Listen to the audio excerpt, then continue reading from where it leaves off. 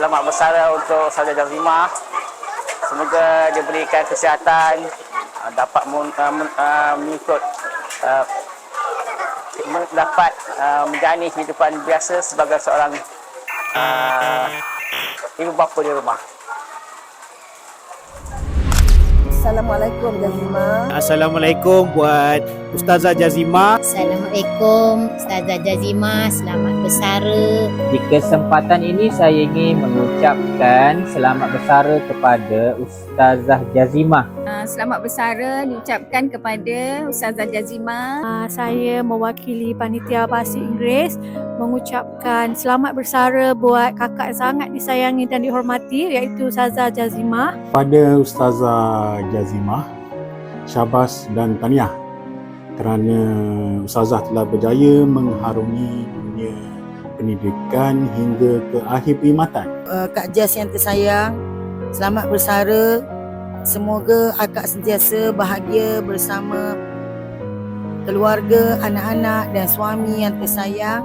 Terima kasih atas segala perkongsian ilmu, persahabatan, dan semoga jalinan ukhuwah kekal selamanya. Selamat bersara kepada Ustazah Jazimah.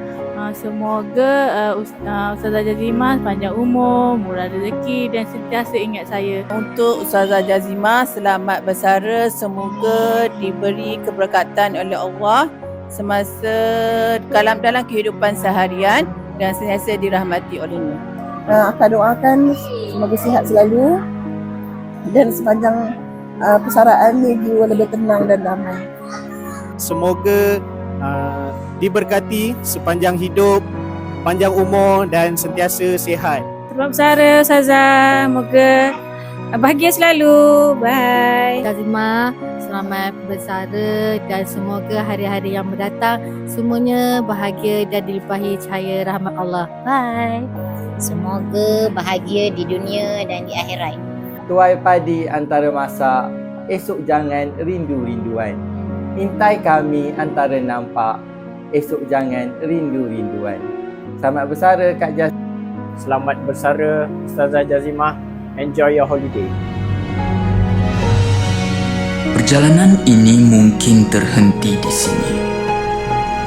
Namun setiap kenangan, setiap memori, setiap ilmu yang dicurahkan dan segala bakti akan menjadi bekalan sepanjang hayat. Terima kasih atas khidmatmu, Ustazah Jazimah.